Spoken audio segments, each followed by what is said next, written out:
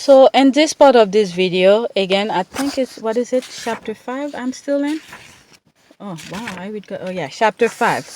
So, this video, I think I'm gonna title it. Something needs to be done, I think. I think that's the best way for the title of this video.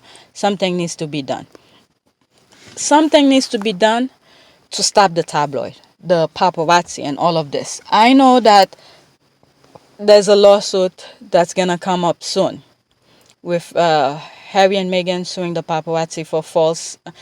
I think it was for the letter that she sent to her dad and stuff like that. But eventually, overall, I believe the British people need to, not just the British people, I mean the law. The law needs to be, there should be a boundary somewhere that needs to be stopped. Not just for the royal family, but to stop in general. Because once these paparazzi go into overdrive, they don't care who it is. And that last person I mentioned in my previous video was, I forgot the name of her, is Caroline Flack. I believe her name is Caroline Flack. Just imagine people on the media, once they start barraging with negativity, meaning the paparazzi just started printing negative stuff about you and all of that. How do you cope with this? Do the law provide some sort of help, protection, that mental health thing and stuff like that? Because not everybody can take this. I mean, who can take these kind of things? So the reason I started reading the first paragraph here on page 86, this is why I'm saying all of the stuff that I'm saying here. Okay, page 86, first paragraph. The British tabloid press was, in fact, having a field day with Harry's new girlfriend.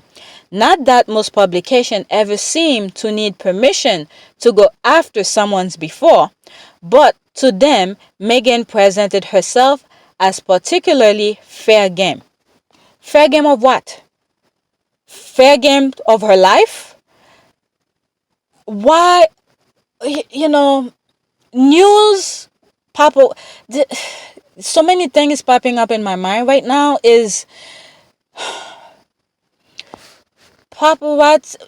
Okay, when I say paparazzi, I'm thinking how the society, even in the US, have made TV shows. What is it?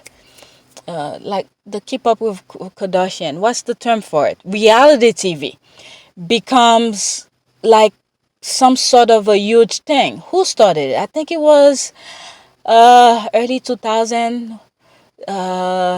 Who started this? It was on CBS. What game is that? Where they voted people out or something. I forgot the name of that. It was to that where reality TV started coming. And then all of a sudden you start seeing all these crazy shows and all of this and that. And this is somewhat where real news sort of out the window. Things that will really matter to people just went out the window. People were not really paparazzis or news people, news outlet. When there's very few, a very small portion, but sometimes when they tell the real news, they twist it in a different way. But when they start focusing on those TV shows, those reality people who have no skills, no talent of whatever, you start seeing people doing stupid things on TV. They're watching it, and paparazzi is into their business and all of that. These are all the crazy things that was going on in my mind, and I don't even know which one to pick first to tell you, to sort of paraphrase what I'm thinking here. So for these paparazzi to say, what is it? She was fair game. Fair game of what? Of her life? She's trying to create a real life for herself with Harry. And this is, I don't know how the royals live, if it's all of them who have that same kind of authenticity as Harry, who really wants something better for themselves. So I will not putting all royals, not just British royal, any royals for that matter, around the world, wherever they are they that genuine as Harry to want something better for themselves, where their everyday move have been scrutinized, where they can't really find a real, authentic person? This is why many of their marriages don't last. Because the foundation can never be started, can never really be sacred, where that one-on-one kind of relationship, get to know people for who they are, never happen. So when this is said, it's fair game. Fair game to what? To someone's life? I don't know if I'm making sense here. I may be sound as crazy and stupid as whatever's coming out of my mouth, but this is what I'm thinking. But definitely something needs to be done. There should be a boundary where their personal life is kept personal. If they want to share it, who they're going to marry with, like when Harry and Meghan came, or Princess Diana and Charles, or William and Catherine, they, what is it, the engagement interview and all of that, that's different. You're telling the world, this is the person that I pick to be with me. From now on, whether or not that significant other want to be part, I'm sure they have to be, part of that public display thing where they go do charity work or something like that. You introduce them to the world, this is my partner, okay? And then that's it. And then when they go to public outing for charities or whatever, I could understand this part where it's fair game because you are serving the public here. But when it comes where they're going out to dinner, private, nobody should be taking pictures of them. Or they're walking their dog, or they're walking hand in hand, just having just a regular, I know it would be, I'm probably going a bit too far, it's a bit too much to ask, but taking a walk where you're not doing anything with the public. You walking, taking some fresh air is not because of the public taxpayers you're able to do that. Okay, you need some time for yourself too. So this thing, there should be a boundary somewhere. I don't know where, but there should be one. Me, as a commoner, have nothing to do with royal. Don't plan on being, I will never be a royal, but I'm taking over myself now. There should be a line somewhere. I don't care who you are. There should be a line, including even professional actors, actresses who's doing movies. They need time for themselves too. But when they're going out to promote their movies and stuff, that's fair game. You're promoting a movie. You were paid to be in the movie, so you have to promote it. When you're doing public stuff, pictures, red carpet pictures and stuff like. Once this time it stopped, private time now. Don't take any pictures of me. Even with Britney Spears, what is it? Even back then I understood her frustration. Where I don't know if you remember, when was that? What time was it? Her kids is probably in their teen now. I don't know, 16 years ago, I would say the most, where she had shaved her head and she had I believe an umbrella in her hand. She was gonna break a window of some paparazzi, I think it was, someone who was taking pictures of her. But not every day someone is in the mindset to be photographed. They want time for themselves. Just because, like for instance, sometime when I call my mom and I didn't know she's sleeping. If it's 7 o'clock in the afternoon, I call her she got upset because I called her when she was sleeping. And I said to her, make sure when I dial your number, your phone says, I'm sleeping, leave me alone. How the fuck was I supposed to know you're sleeping at 7 p.m.? Because my time for not calling anybody is 9 o'clock. That's my cap from calling anybody. 9-10 o'clock and stuff like that. If I'm really close to you, where I talk to you every day, I probably will know your routine and stuff like that. But for anybody, including my mom, my cousin who I speak often to, she usually tell me to call her anytime and stuff like that. But I always have that cap. 9 o'clock is the cap. Unless if I have an emergency, I don't care. I will call anytime. But 9 o'clock is my cap. But not everyone wants to be photographed all the time. Sometimes you're walking, you're thinking of things that happened, God knows how long ago or how recent, could have been yesterday, 20 years ago. It's in your mind, you're walking, you're thinking about it. And someone come out, maybe at that particular time, it was that you're thinking about, it was a negative situation of your life. You're probably not in the state of being happy at that time, but that memory of whatever you were thinking of at that particular time, even though you were by yourself walking, and then someone come out of nowhere all jolly and happy and all of this, and then occasionally your reaction would be like, stop, I don't want to deal with that. But the person persisted going happy and stuff, you might just snap and say, shut the fuck up, leave me the hell alone. Then all of a sudden they get offensive. Why are you all like, but I told you very nicely, leave me alone. The mindset, you don't know what goes in somebody's mind. So when, like Brittany, when she was, hitting that, whoever's car with that umbrella, maybe at that moment, she was not in the mindset to be photographed. I don't know what she was thinking about. But for people to go all upset, her acting like that. But sometimes you have to think, what lead to that moment? Something must have happened to that moment. People don't act like that out of nowhere. She knows she's a public figure. There's no way she's going to act like that. But it's what triggered that action. This is what we got. But in the thing before, we didn't know.